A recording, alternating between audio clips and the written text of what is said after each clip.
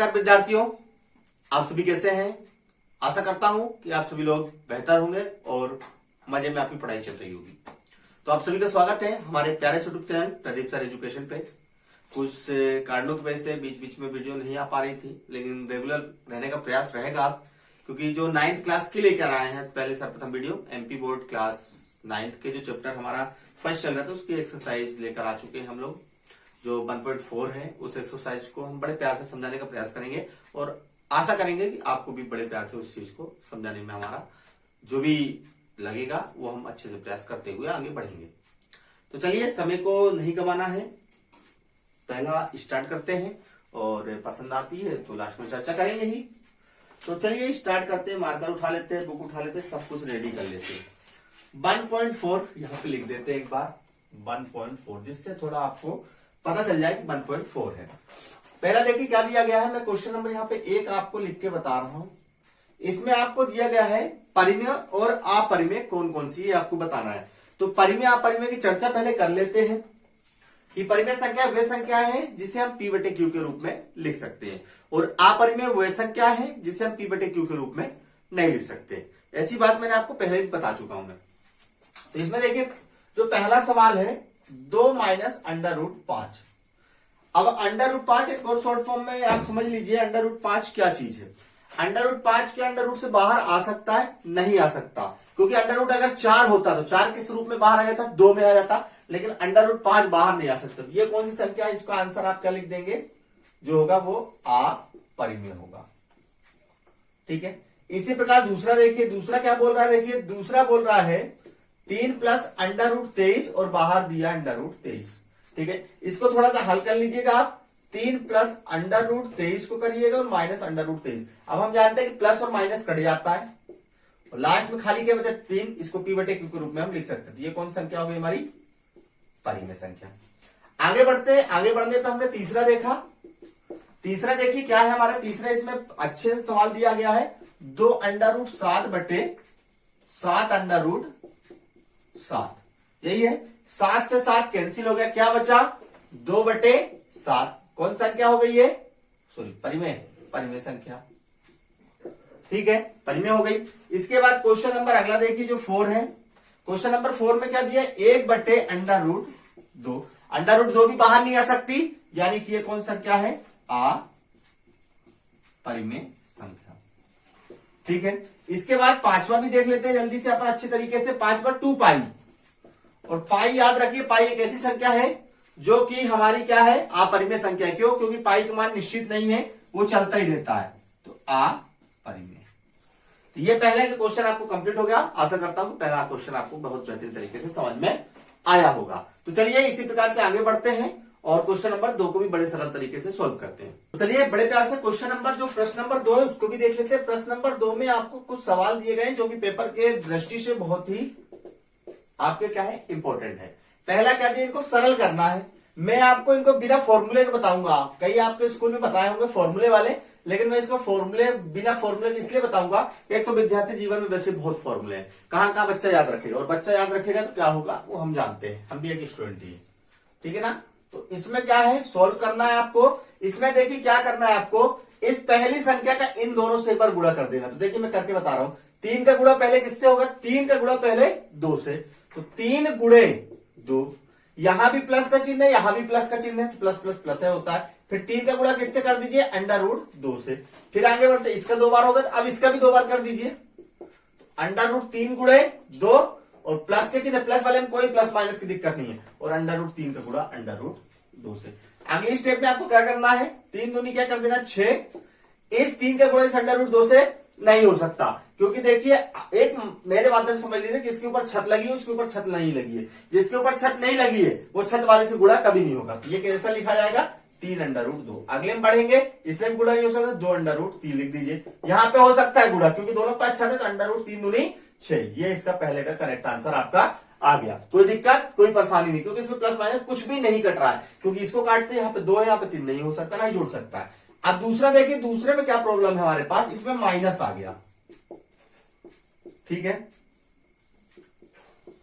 अब कई लोग क्या है, इसको फॉर्मूले मुझे भी पता है कि a plus B A minus B का फॉर्मूला डायरेक्ट लगा के इसको कर सकते हैं, लेकिन मैं बिना फॉर्मूले किस लिए बता रहा हूं कि आपको दिक्कत ना रहे फॉर्मूले किसमें फॉर्मूला लगाना है किसमें फॉर्मूला नहीं लगाना है, इसलिए डायरेक्ट ऐसी सवाल हम सोल्व कर लेते हैं। तो देखिए वही सेम यही जो ऊपर किया 3 का गुणा किससे होगा 3 से, तो 3 गुणे 3। यहां पे से प्लस माइनस की दिक्कत आप ध्यान रखिएगा, यहाँ पर प्लस का है यहाँ पे माइनस का, तो प्लस माइनस माइनस 3 का गुणा किससे हो गया अंडर रूट 3 से। फिर ये प्लस का है ये भी प्लस का है, इसको प्लस लिख दीजिए। फिर अंडर रूट 3 का गुणा किससे होगा 3 से, प्लस माइनस माइनस हो गया अंडर रूट 3 का गुणा अंडर रूट 3 से। जो आपको सही लगे उसको कर लीजिएगा, प्लस माइनस का 3 तिया कितना हो गया 9 हो गया। यहाँ पर 3 अंडर रूट 3 हो गया, प्लस का प्लस 3 का अंदर गुणा नहीं हो सकता तो ये भी 3 अंडर रूट 3 हो गया, और 3 तिया यहाँ पर 9 हो गया।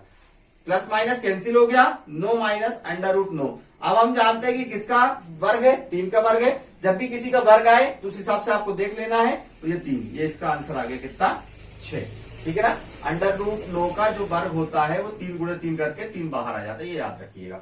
इसके बाद आगे बढ़ते हैं, क्वेश्चन नंबर हम 3 भी फटाक से देख लेते हैं बिना समय गवाए। कितना दिया है अंडर रूट 5 अंडर रूट 2 का होल स्क्वायर, इसको भी बाकायदा हल करेंगे। अब इसमें भी देखिए, इसमें भी अपने को क्या लेना है, इसमें भी कोई फॉर्मूला नहीं लगाना है। इसमें आप तो देखिए इसमें कितनी घात लगी है 2 घात लगी, तो इसको 2 बार लिख दीजिए, under root 5 plus under root 2 और under root 5 plus under root 2, बिना फॉर्मूले के बता रहा हूं, ठीक है ना। अब अंडर रूट 5 के गुणा अंडर रूट 5 से करिए, तो अंडर रूट 5 गुणे अंडर रूट 5, फिर प्लस अंडर रूट 5 का गुणा किससे होगा अंडर रूट 2 से होगा, फिर प्लस अब 5 वाला मीटर खत्म, अब अंडर रूट 2 पहला गुणा 5 से हो जाएगा, और फिर अंडर रूट 2 का गुणा अंडर रूट इस 2 से हो जाएगा, ठीक है। 5 25, 5 दूनी 10, सबके ऊपर छत लगी है तो कोई दिक्कत नहीं है, रूट लगा हुआ है, 2 दूनी 4। यहां देखिए 25 किसका वर्ग होता है 5 का, 5 ये दोनों तो नहीं घट सकते क्योंकि 10 किसी का होता नहीं, तो इनको जोड़ दो, 1 और 1 2 और अंडर रूट 10 लिख देना आप, और 4 किसका होता 2 का, 5 और 2 7 जुड़ जाएगा, ये आपका आंसर आ गया।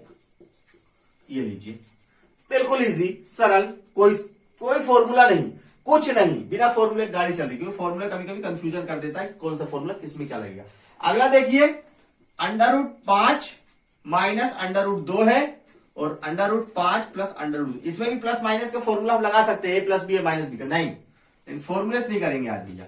अंडर रूट 5 के गुणा अंडर रूट 5 से करिए, अंडर रूट 5 गुणा अंडर रूट 5, प्लस इसमें भी है प्लस इसमें भी प्लस से कर दी, अंडर रूट 5 के गुणा अंडर रूट 2 से। अब यहां पर देखिए यहाँ पर माइनस है, तो यानी plus minus minus plus minus minus, दोनों में माइनस आ जाएगा, माइनस अंडर रूट 5 2 का गुणा अंडर रूट 5 से, और minus plus minus under root 2 का गुणा अंडर रूट 2, सेम वही सवाल है लेकिन थोड़ा सा परिवर्तन। 5 25, 5 दूनी 10, 5 दूनी 10 और 2 दूनी 4, प्लस माइनस इसमें क्या होता है कैंसिल हो जाता है। 25 किसका है 5 का, और ये 4 किसका है 2 का, ये रहा 3। ये आपके क्वेश्चन नंबर 2 भी कंप्लीट, बहुत सरल तरीके से मैंने कंप्लीट कर दिया, कोई दिक्कत नहीं, कोई परेशानी नहीं आएगी आपको। जो भी आपको लगे समझ में तो उसको थोड़ी सी वीडियो को पीछे कर लेना, पुनः उसको देख लेना रोक कर, ठीक है। चलिए क्वेश्चन नंबर 3 करते हैं, जो कि बहुत ही सरल 2 लाइन का है। हुए क्वेश्चन नंबर 3 में आपको याद नहीं है, आपको याद होगा कि पाई को वृत्त की परिधि और उसके व्यास को क्या डी के अनुपात में परिभाषित करते थे। तो मैं एक बार लिख देता हूं, यहां पर चित्र बना देता हूं आपको बकायदा। ये मान लीजिए ये यहां पर गया, सी को हम परिधि के रूप में जानते थे, और यहां पर जो व्यास रहता था वो किसको परिभाषित करते थे डी को, ठीक है ना। इसके बाद परिभाषित अर्थात पाई बराबर सी बटे आपको डी होता था। ये इस तथ्य का अंतर विरोध करता हुआ प्रतीत होता है कि पाई अपरिमेय। इस अंतर विरोध का निराकरण आप किस प्रकार करेंगे, तो इसमें आपको माथा पच्ची कुछ नहीं करना है, आपको क्या करना है इसमें देखिए, इसमें जो चीज दी है मैं इसको पढ़ लेता हूं। इस तथ्य का अंतर विरोध करना, पाई अपरिमेय संख्या हम जानते हैं पाई अपरिमेय संख्या है, या तो यहां पर समझ लीजिए 2 चीज, आपको मैं पहले एक लाइन लिख देता हूं, सी और हल लिख रहा हूं डायरेक्ट इसका, सी और डी में से कोई एक संख्या आ परिमेय है, होगी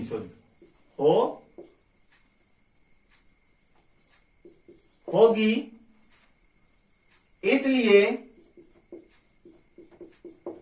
सी बटे डी भी परिमेय संख्या होगी। अब देखिए यहां पर इसको मैंने क्यों लिखा, क्योंकि देखिए यहां पर क्या है, मैंने क्या लिख दिया, सी और डी में से कोई एक अवश्य अपरिमेय संख्या होगी, क्योंकि पाई बराबर जो हमने मान पढ़ा वो क्या होता है 22/7। अभी निश्चित मान नहीं 22/7, ये पाई का मान लगभग में है, ठीक है ना। इसको पाई का मान जो 22/7 है वो लगभग में लिखा गया है, और लगभग में जब लिखा गया है तो इसका ये मतलब ये तो उसी परिमेय से अपरिमेय होगी या तो नीचे वाली अपरिमेय होगी, दो में से कोई ना कोई अपरिमेय होगी जो लगातार चल रही है संख्या। तो इसमें आपको कुछ नहीं लिखना, माथापच्ची कुछ नहीं करना है कि मैं आपको ज्यादा समझा दूं आपका मूड खराब हो जाए। तो आपको क्या लिखना है, डायरेक्ट लिखिए सी और डी में से कोई एक संख्या अपरिमेय होगी, इसलिए सी/डी भी अपरिमेय संख्या होगी। बस इतना आप लिख देना, आपके नंबर कोई नहीं काट सकता। ठीक है दोस्तों, कोई दिक्कत कोई परेशानी? चलिए क्वेश्चन नंबर जो आपको 4 कठिन लगता है, आज मैं इसको बिल्कुल सरल कर दूंगा। चलिए तरीके से आपके लिए मैं लेकर आ चुका हूं, आपको कोई परेशानी नहीं आने दूंगा। आपको सिर्फ क्या संख्या रेखा पर दर्शाना है, √9.3 को निरूपित करना है। आप सर्वप्रथम स्केल, प्रकार, चांदा, सुइया, जिसे भी आपको पता है सब चीज ले लीजिए, और सर्वप्रथम मेरे साथ एक लाइन खींच दीजिए जितने की आपको खींचना हो। मान लीजिए 5 सेंटीमीटर की आपने लाइन खींच दी, और इसको नाम दे दीजिए ए और बी, नाम दे दिया, कोई दिक्कत नहीं है। फिर बी पे रखकर 1 सेंटीमीटर की लाइन और खींच दीजिए, 1 सेंटीमीटर, उससे ज्यादा नहीं, 1 सेंटीमीटर की लाइन खींचिए, उसको क्या नाम दे दीजिए, सी। ठीक है, सी नाम दे दिया आपने, कोई दिक्कत कोई परेशानी हुई नहीं हुई। अब सी पर रखकर आधे से ज्यादा का चाप खोलिए, आधे से ज्यादा का चाप इस पर रखिए, और मान लीजिए यहां पर इस पे रख के जो आपका प्रकार है सुइया है, इस पर रखकर आप खोलिए यहां, और यहां पे मान लीजिए आधा तो यहां आएगा, तो आधे से ज्यादा यहां पर चाप खोलिए और यहां से लेकर एक चाप काटिए। ठीक है, और फिर यहां से लेकर जब यहां से काटा है तो यही चाप कहां काटिए, नीचे काटिए, काट दिया। ठीक है ना, इस पे रख के आधे से ज्यादा करके आपको एक चाप काटना यहां और यहां, और ए पे रख के वही काम उसी चांदे को हिलाए बिना ये करना है। और फिर इसको आपको क्या करना है, मेरा थोड़ा सा टेढ़ा आ रहा है, स्केल से अच्छा आएगा। अब यहां पे आने के बाद आपको क्या करना है, ठीक है, इस बिंदु पर रख के इसको मिला देना है, इस पॉइंट पे रख के, जिसको हमने ओ नाम दे दिया, जो जहां प्रतिच्छेद कर रही है, इस पे रख के इसको हमने मिला दिया। ठीक है ना, और मिलाने के बाद हमने क्या किया, इस यहां से जहां बी मिल रहा है इसको मिला दो। ठीक है, मिला दिया, और बी पे मिलाने के बाद आपको क्या करना है, यहां पर रखिए और यहां से एक चाप काटिए ऐसा, इस बी पे, वीडियो समझ में रोक रोक के समझ लीजिएगा। फिर बी पर रखिए और यहां से एक चाप काटिए, इसको मैं नाम दे रहा हूं एम, या मान के चलिए इसको नाम दे दिया मैंने, क्या नाम दिया, पी नाम दे दिया, चलिए पी नाम दे देते, पी दी। ठीक, इस पे रख के चाप काटिए और यहां से यहां पर इसको मिला के इसको नाम दे दीजिए डी। ठीक है, यहां पर एक ध्यान दीजिएगा, बी पे रख के आपको यहां पे चाप काट देना है और थोड़ी सी लाइन बढ़ा के इसको डी नाम दे देना। और जैसे ही आपने डी नाम दिया इसका, जैसे ही आपने इसका डी नाम दिया या कुछ भी नाम दिया, जो आपको नाम देना हो, तो यहां पर जो बीडी का मान होगा वो √9.3 दिया है, आपका 3 होगा। ये आपका डायग्राम तैयार। चाहे आप यहां से बीडी का मान नाप के देख लीजिए, √9.3 होगा, चाहे बीपी का मान नाप के देख लीजिए, √9.3 होगा। ये आपका आंसर आ गया इसका, ये लीजिए, बिल्कुल सरल। सर्वप्रथम एक लाइन खींचना है, 1 सेंटीमीटर बढ़ाना है आपको। वीडियो आप जाके पीछे देख लीजिए, मुझे अब समझाने की जरूरत नहीं है, मेरे हिसाब से आप अच्छे तरीके से समझ गए होंगे। ना समझे होंगे तो वीडियो को बार बार थोड़ा सा रोक रोक के देखिए, निश्चित तौर पर आप अच्छे समझ जाएंगे। वैसे इसके आने के चांसेस बन भी जाते कभी कभी पेपर में। चलिए, इसके बाद क्वेश्चन नंबर 5 बचा हमारा आज का लास्ट सवाल, उसको भी जल्दी से कंप्लीट करके आज की क्लास हम लोग एंड करते हैं। चलिए फटाक से मिटा देते हैं। इसमें बोला है निम्नलिखित के हरों का परिमेयकरण कीजिए, आपकी बुक में बोला हुआ है निम्न के हरों का परिमेयकरण कीजिए। तो मैं पहले का परिमेयकरण आपको बहुत सरल तरीके से बता रहा हूं, जैसा बताऊंगा वैसे ही करना है आपको। 7 है, कितना है, 7 है। अब यहां पर आपको पेपर में क्या लिखना है, मैं एक में बता रहा हूं, बार बार समय नहीं बताऊंगा। हर का परिमेयकरण करने पर, ऐसा आपको पेपर में लिख देना है अपनी अच्छी सी राइटिंग में। अब हर क्या होता है, हर होता है नीचे वाला और अंश होता है ऊपर वाला। हर का कर रहे हैं, इसमें प्लस माइनस की कोई दिक्कत नहीं, क्योंकि इसके बाद कोई भी चिन्ह नहीं दिया हुआ है। तो √7 है, तो यहां भी आपको ऊपर भी अंश में भी √7 का और हर में भी √7 का गुणा कर देना। हर के परिमेयकरण में यही होता है। √7 का गुणा √7 से करें तो 7 आ जाएगा, और 7 का गुणा 7 से करें 7 से 49 आ जाएगा। अब हम जानते हैं कि किसका वर्ग है 49, 7 का, तो यहां 7 लिख के यहां पर आपको आंसर लिख देना है। कोई दिक्कत कोई परेशानी नहीं आई, है ना, सिंपल सा है, बिल्कुल कोई दिक्कत नहीं है। अगले में थोड़ी सी दिक्कत आपको महसूस हो सकती है क्योंकि √7 माइनस √6 है, यही है। अब √7 माइनस √6 इसका हर का परिमेयकरण आपको करना है, तो यहां पर लिख देना आप अच्छे से हर का परिमेयकरण। और हर का परिमेयकरण आप जब करेंगे तो इसमें देखिए, इसमें थोड़ी सी परेशानी का सामना आपको करना पड़ सकता है जो छोटी सी है। ये तो और सरल तरीका है, इसमें काहे का चिन्ह है माइनस का, जब हर का परिमेयकरण ऊपर अंश और हर में होगा तो वो होगा प्लस में। ये लीजिए, गुणा कर दीजिए, जब गुणा करेंगे तो ऊपर वाली संख्या तो सेम आ जाएगी, गुणा करने, नीचे वाली देखिए क्या हो जाएगी √7 माइनस √6 और √7 प्लस √6। देखिए मैंने दोनों विधि आपको बता चुका हूं, मैं एक बार मैंने गुणा करने वाली विधि बता दी है, अब मैं आपको फॉर्मूले वाली विधि इसमें बता दूंगा। मैं इसीलिए रोक के रखी थी कि उस वाले में सिंपल विधि बता देता हूं, उसमें फॉर्मूले वाली। अब देखिए यहां पर एक फॉर्मूला बनता है, हमने याद होगा a² माइनस b² बराबर a प्लस बी और a माइनस बी। आप चाहे उस विधि से भी पहले गुणा पहले से कर लीजिएगा, और ये भी विधि में बता देना तो जिससे आपको लगे नहीं कि बताया नहीं है। √7 प्लस √6, यहां पर देखिए a प्लस का b, a प्लस का b, a माइनस का b। a की जगह आपको यहां पर कितना दिया है √7 और b की जगह √6 दिया है। स्क्वायर है, स्क्वायर में लगा दीजिए, तो √7 का स्क्वायर माइनस है, माइनस b का की जगह क्या दिया 6, √6 का स्क्वायर। यहां आपको क्या करना है, इस स्क्वायर से √ काट देना है, इस स्क्वायर से √ काट देना है, तो √7 प्लस √6, और यहां बचा 7, यहां बचा 6। यहां पर आप काट देना √7 प्लस √6 लिख के, 7 में 6 गया, 1 बचा। ये रहा आपका हर का परिमेयकरण का आंसर। वाह, कितना इजी, कितना सरल, इतना सरल कि दिल को छू जाए, है ना दोस्तों। एक लाइक अब तो बनता है इतनी मेहनत के लिए, ठीक है। चलिए इसको भी मिटाते हैं, क्वेश्चन नंबर 3 जल्दी से करते हैं। 1/√5 प्लस √2, इसका भी आपका हर का परिमेयकरण करना, इधर पूरा लिख लीजिएगा। यहां पर हर का जब परिमेयकरण होगा तो इसको तो वैसे लिख, इसमें आप काहे का चिन्ह है प्लस का, तो ऊपर काहे का होगा अब माइनस का। अब प्रॉफिट ये है, इसमें फॉर्मूला इसलिए लगवा दिया कि आपको दिक्कत ना हो। यहां भी सेम वही फॉर्मूला, कौन सा, a² minus b², a plus का b और a माइनस का b। लिख देता हूं, दिखा देता हूं आपको, √5 प्लस √2, a प्लस का b और a माइनस का b, ये 5 है, ठीक है ना, √5, वो भी काय का माइनस का, ठीक है। तो ऊपर की संख्या वैसे ही लिखे रहने दीजिए, और नीचे वाली देखिए, इस फॉर्मूले में a की जगह आपको कितना दिया √5 और b की जगह √2 रख दीजिए, तो √5 का स्क्वायर और माइनस √2 का स्क्वायर, √5 माइनस √2, यहां पर इस √2 ये कट गया, इससे ये कट गया, 5 माइनस 2, तो √5 माइनस √2/3, ये इसका आंसर आ गया। इजी सवाल। लास्ट सवाल भी आपको दिखा देते हैं एक बार जल्दी से, क्या है 1/√7 माइनस का 2, इसको भी हल कर देते हैं। सेम हर का परिमेयकरण क्या होगा, इसमें प्लस का है, माइनस का है, तो काय का हो जाएगा प्लस का हो जाएगा। ऊपर की संख्या सेम चलेगी, कोई दिक्कत ही नहीं है, जो अभी तक चलती आई, और नीचे की संख्या फॉर्मूले के तब्दील होने का प्रयास करेगी।